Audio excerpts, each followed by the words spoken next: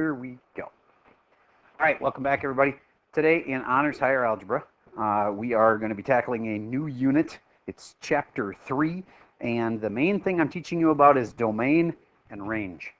Can anybody remember earlier in this unit, I put up this, and then I gave you like 4 things we could call X and like 4 things we could call Y. Do you recall some of those? Yes? For the X. The X was what?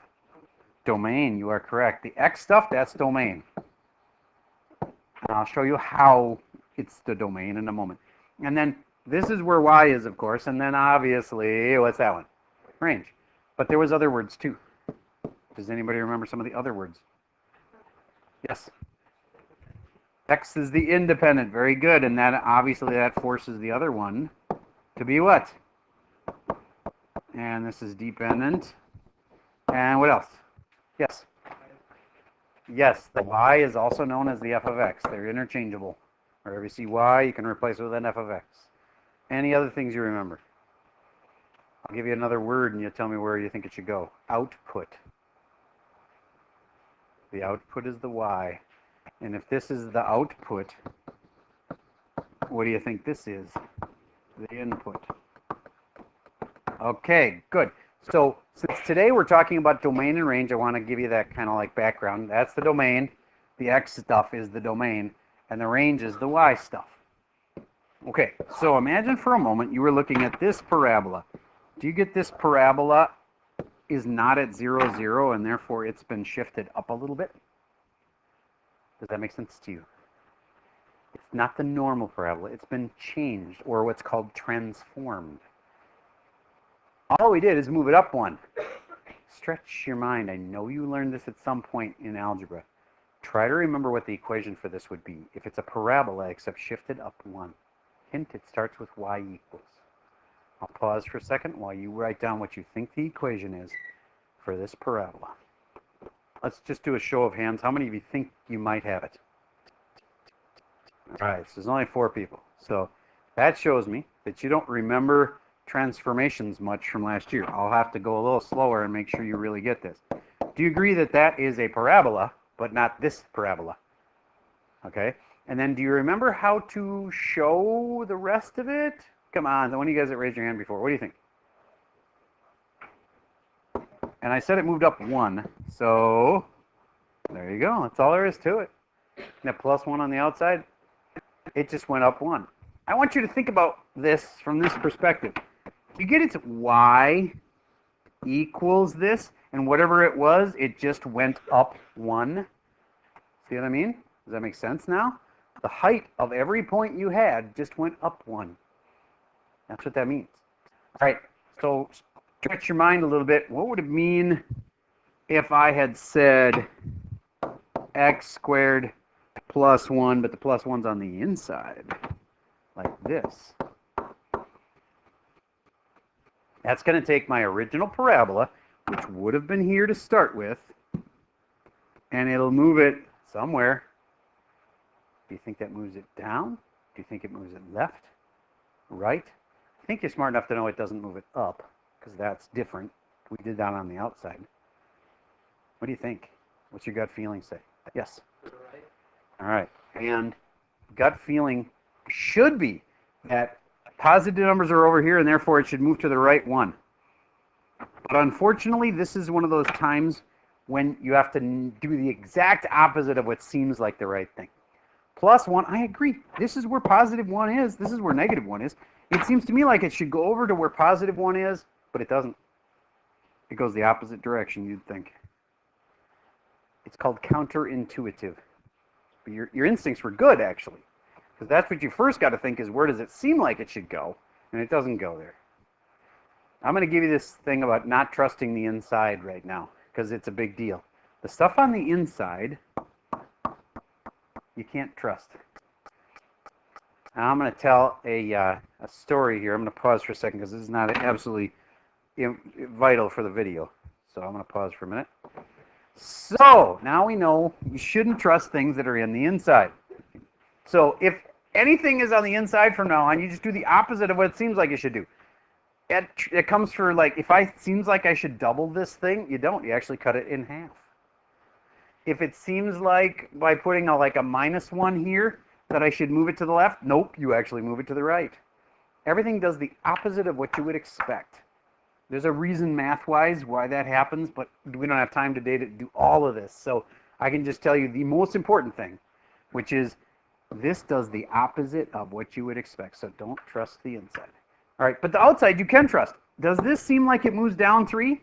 Yeah, and that does move it down 3. So this function would then move down 3 and it'd be down like this.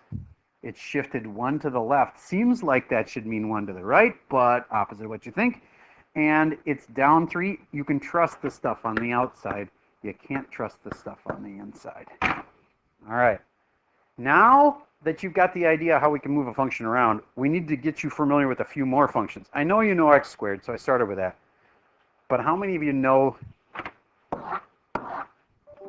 this guy? It's not x squared, it's x to the third. If you had forgotten that one, you better make a little list for yourself because you're expected to know these from this moment on. This one's x to the third. Now, let's say you forgot. Let's say you're on the test and you're like, I don't remember this one. You can always do it by connect the dots. Let me show you what I mean. I've told you before that your XY chart is your best friend in graphing because it'll tell you what any graph looks like. You can always make an XY chart, even weird ones. Let's say you had to graph this, y equals x plus 1 over x. You probably have no clue what that would look like as a graph, but make an XY chart, find a bunch of dots, connect the dots, you know what it looks like. All right, so this one, x to the third. I know it looks like this. I just told you it looks like this. But here's some clues. If I put in 1, do you get 1 to the third is 1? If I put in a 2, do you get 2 to the third is 8? So the point 2 comma 8 would be on this graph. Get what I'm saying? All right, I'd like you to find me 2 more points that are on this and use some negative numbers. Don't just only use bigger and bigger positive numbers. I know you could put in 3 and you could put in 4, but I'd like you to try some negative numbers. I'm pausing for a second while you find me. Actually, what we usually require you to do is 5 points. I've given you 2. Please find me 3 more points that are on this graph. So your next test is a graphing test.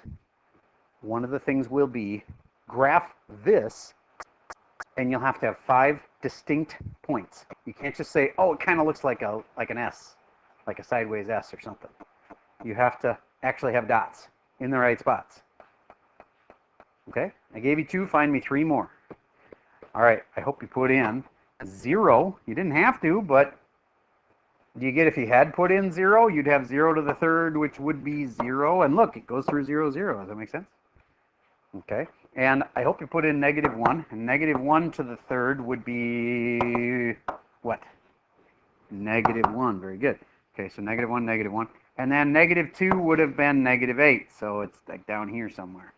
All right, cool. We got 5 points. And that's, see how if I didn't remember what the parent graph looked like, XY chart would save you. All right. Along those same lines, I bet some of you don't remember what that looks like. So make an XY chart, find a few points, and it'll remind you what that looks like. Square root of x, some point. Some algebra teachers told you what that looked like, but you may have forgot. So make me an XY chart to remind yourself what that looks like. So, did you find out that when you put in 4, you got 2? See, x is 4, so you put the 4 there. Did any of you try to put in 3 and realize, square root of 3, I don't know what that is. I hope you realize that 3 is not a great number to put in, right? Okay, how about 1? Does 1 work? A lot of people get stuck by square root of 1, but it's just 1. 1, 1. Okay, another one. 9. Anybody put in 9? And you got 3. How about 0? It's actually a pretty good one. 0.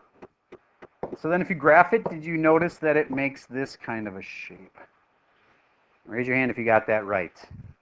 Okay, that's an important skill. It's one of the reasons it's on the first 20. If you ever notice that there's a little equation and it says name some points on this, that was one of the first 20 things. All right, and it'll be on the top 20 for sure. If I'm wrong and it wasn't on the first 20, it'll be on the top 20. They'll give you an equation that you don't know, and they'll ask you to make points like this. So what we're doing right now today is valuable in that way too. Okay, so there's a normal square root equation. Let's see if you learned anything. What if I do this?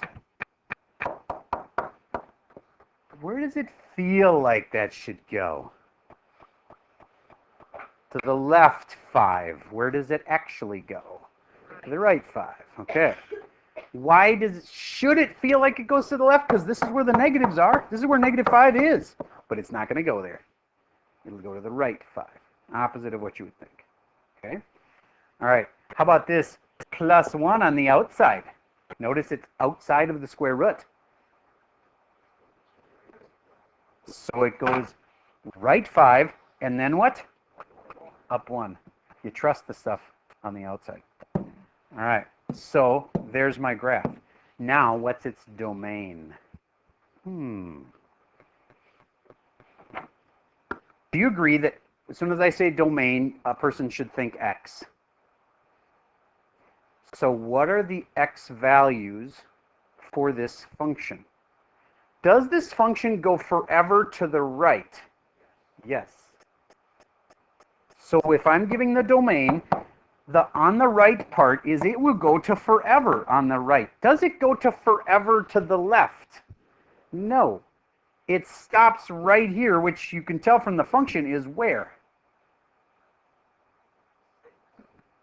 5. Just the x part. Remember, this is the x part. So this is at 5. And this point right here is at the point 5, comma 1.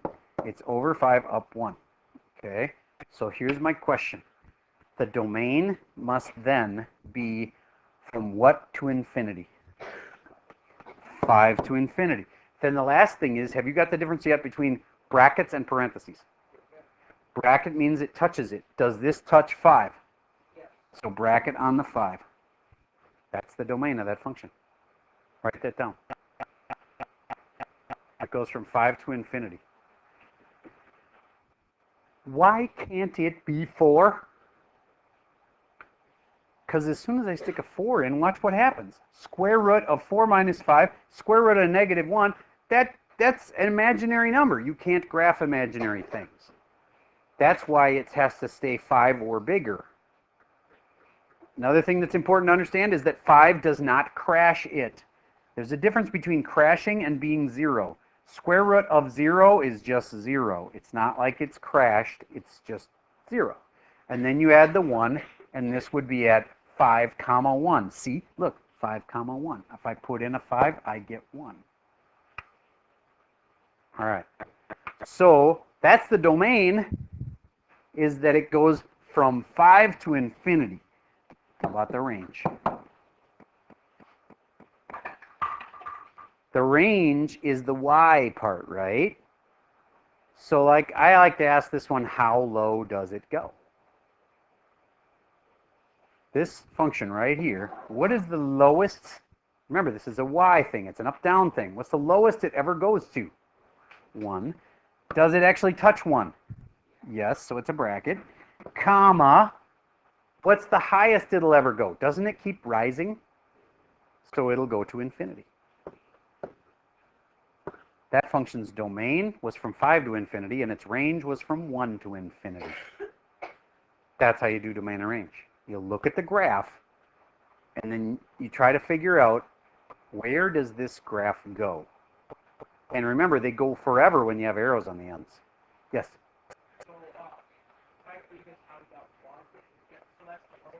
Remember, it's about this spot right here because that's the lowest it would go. And what tells you the low part? The 5 or the 1? The 1. Because the 5 was the x. As soon as I say range, you can't even look at that.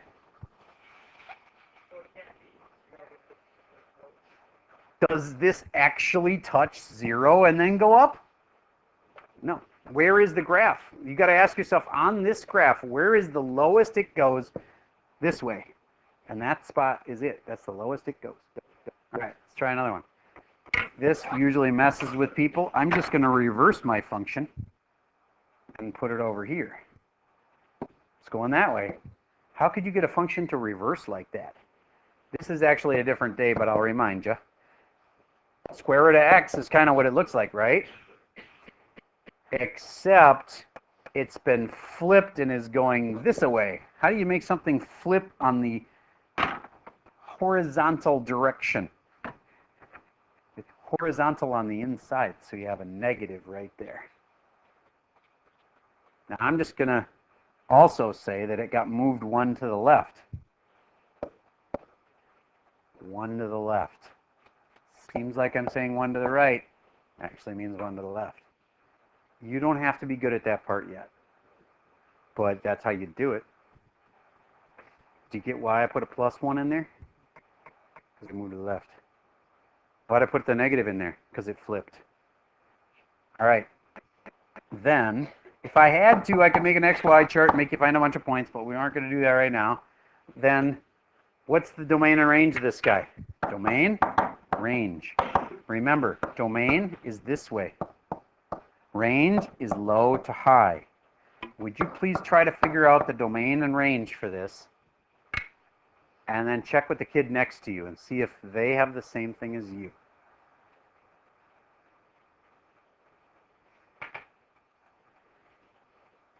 I'm going to pause for a second. Let you give that a try. This point right here, just to make sure it is clear, has only been moved one to the left. So it's at -1, 0. That's that spot right there. I'm going to pause for a second. Okay. A lot of people getting this first one wrong, so pay attention. The domain. Would you agree domain is about this way and this way? Remember that you always start with the furthest left that it goes. Furthest to the left.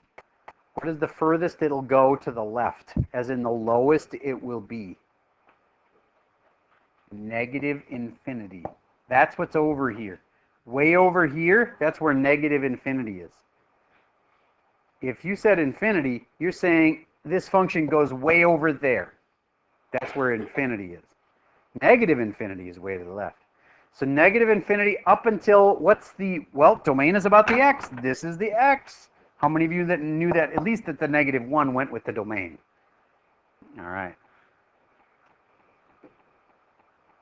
You get it. You don't expect to have to get things on the very first try. This is a hard class. You're in honors. All right, range. What's the lowest this thing goes? 0. What's the highest that it would go? Infinity. This thing is going to keep rising. And some of you are going to be like, why isn't that -infinity? Because it's way up there. Way up there is positive infinity. Way down there is where -infinity is for the y's. This one goes towards the positive infinity. 0 to infinity. Now, one last thing. Somebody smart out there is going, he made a mistake. Yes? Yes, because this touches -1 and this touches 0. I know, it's not super easy. Do you get why we keep talking about it all year? And it's on your next test 6 times. This is day 1 of this unit. You're going to get smarter by the time we take tests. And it's used in pre-calc all year. Because it's not super easy. If it was that easy, we wouldn't keep talking about it. It'd be like, you know, the concept of, I don't know, something to the 0 power. 7 to the 0. Some people just still don't know that that's equal to 1. But that's a pretty easy thing. And you just, once you get that down, it's like, it's just 1. And then you don't keep talking about it. Well, domain's a little bit tricky. That's why we keep talking about it. All right, let's do one more. They're going to give you this picture. They're going to say, what's its domain and range? Hint, you need to know how low it goes. So I'll tell you that that spot right there, the lowest spot that it is at, I tried to make it right on the axis, but I kind of failed. You know what? I'm going to back up a notch. I'm going to make sure it's actually here. Make sure that the parabola is actually touching up just a little bit. And I'm sorry, let's go to this. down just a little bit. And this spot right here, that's the only important spot, is at how far to the left is 0, and then how far up and down is down 1. 0, -1. Tell me this guy's domain and range. Check with the kid next to you. See if they get the same thing. Domain. Domain is x's. X is this way to this way, and you got to say the low number first. What's the lowest it goes to? -infinity. What's the highest it goes to? Infinity. Very good. And then the range. What's the lowest it goes to? Range is about y, so it's about this way. What's the lowest it goes to? Careful, range is about the y. -1 to, what's the highest it goes to? Infinity. Raise your hand if you got that one right. Awesome. Okay, I'm going to give you one more relatively easy one, and then we'll do the only one that's really weird. Okay, try this one. That's at the spot 0, 7. And it's one of those square root functions. What's its domain? What's its range?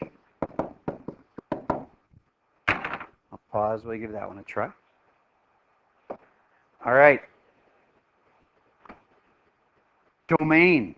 It's about x's. What's the farthest this way that it can go? To how far? Got it. Does it touch 0? Bracket. Range. What's the lowest it goes? To the biggest it goes. Very good. And it touches 7, yes? All right. Raise your hand if you had that one right. Awesome. Now it's time to give you the challenge question. This graph you may recall as 1 over x. Y equals 1 over x. Do you remember that guy? Got 2 separate parts. 12-minute warning. Wrap it up, server. Okay. Well, if you had forgotten what this looked like, you could have played connect the dots and you would have found a few points like this, and then you would have connected the dots and gone, oh yeah, that one. Okay. You could do XY chart. All right, so what's this domain and range, server? You said it goes just how far to the left and how far to the right. Well, it's true. But there's these dotted lines you can't cross. They're kind of like electric fences. You ever heard of an asymptote before? Did your teacher ever teach you about asymptotes in the past? Wow, lots of new things today. See this dotted line that it gets closer and closer to, but it never touches this line? That's called an asymptote. And a lot of people, I know you've learned this before, but a lot of people forget. This is the x-axis, but it's the line y equals 0. Also counterintuitive.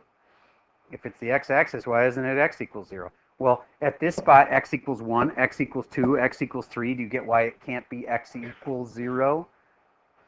It's y equals 0. And how about the dotted line that runs up and down? Well, that's the y-axis. So it's not y equals 0. It's x equals 0. There's the asymptotes. Getting closer and closer to something but never touching it is kind of like this.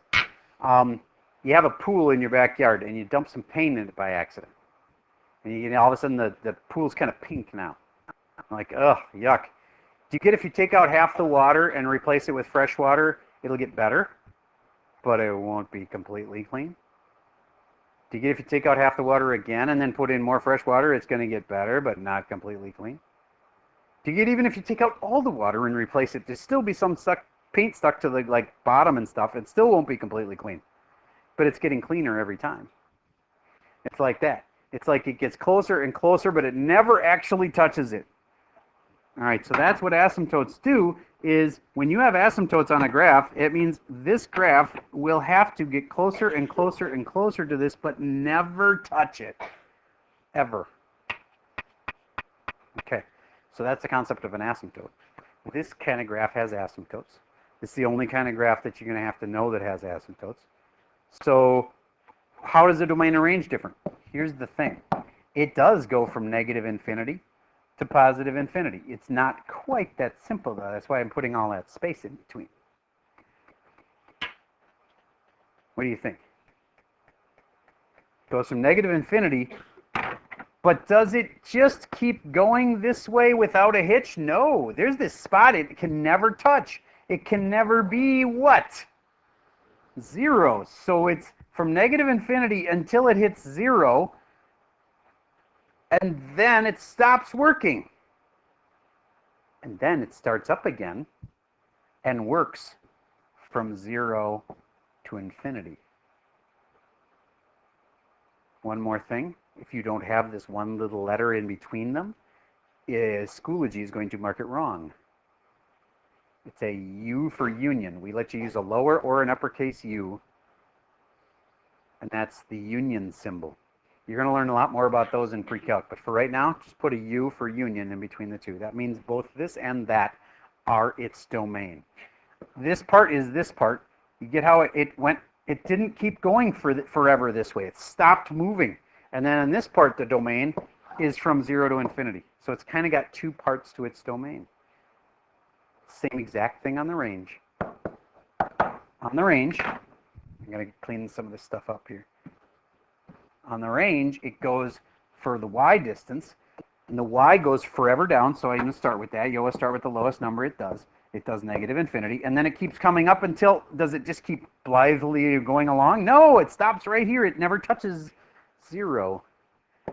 And then it starts up again after 0, and it keeps going to infinity, so it's exactly the same.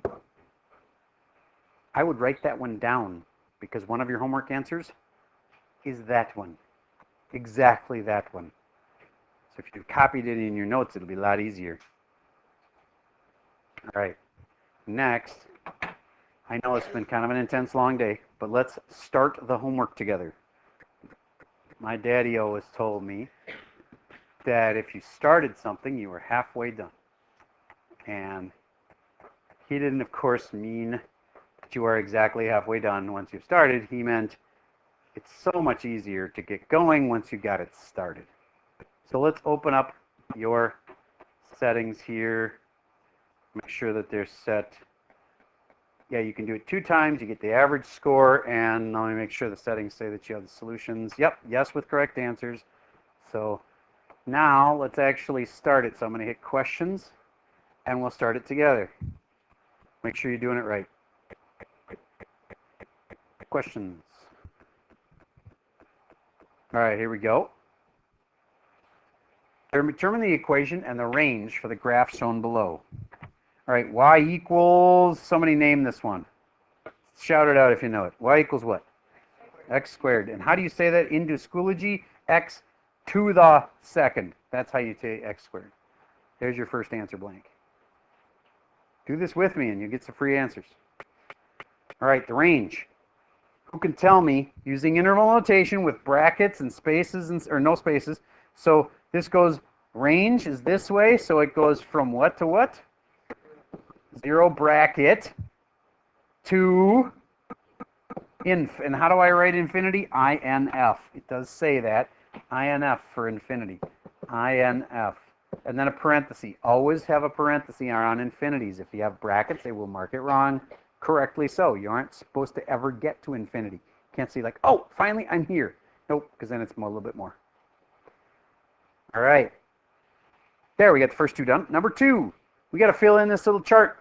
They're telling me the x. No, they're not. What are they telling me on this one? Y is 2. So if I put a 2 right here, 2 is equal to the square root of what? That must be a 4. Okay. And on this one, did they tell me the x? Yeah, they told me the x was 9. So I can just put that right in right there. And now it's the square root of 9. And so some people still think that the square root of 9 is 2 things, but it is not. The square root of 9 is just what? 3. It's if you're doing this kind of thing that you'd have 2 answers, and it's not because the square root of 9 is 2 things, it's just 3. The square root of x squared is the absolute value of x, and that's why you get 2 answers on that kind. Square root of 9 is just 3, though. Okay, so we're done with problem 2. Oh, there's a domain part, sorry. The domain on this thing, I better recognize what it is. It's the square root of x, and my opinion, it's so much easier to draw it quick on the side and go like, okay, now Lou, tell me what the domain is. Don't try to do the domain by looking at this. Look at the picture. If this is the graph, what's the domain on that puppy? 0 to inf. There we go. Remember how I said that one where if you took good notes, you'd have the answer? Here it is. Question 3. This weird looking thing. I know it's a tricky one. But do you get there's two parts to the domain? From here to here, which is from, well, actually, first, what's the first question, actually? Let me move this up a little bit. Y equals. Who remembers what it was? Y equals what? 1 over x. Very good. You just say 1 slash x. Now the domain. Domains are this way. What do you think? Negative infinity, comma 0, and then the domain of that part. And don't forget the little u in between them. Negative inf, comma 0, union. I need you to do the other part, or you're just copying me. You can check with other kids, see what they think it is. This one, oh wait, sorry. I thought I was hearing somebody ask me for the next. You need a bracket on the 0. Yes, I just processed what you were saying. Yes, it does touch. No, wait a minute. It does not touch 0. You do not need a bracket there. I didn't even think about putting a bracket there. Then I thought for a second, oh, I must need one. Nope.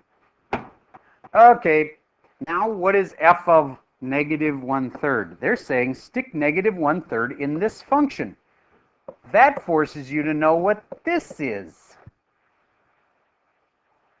Did you notice that there's fractions over fractions on the first 20?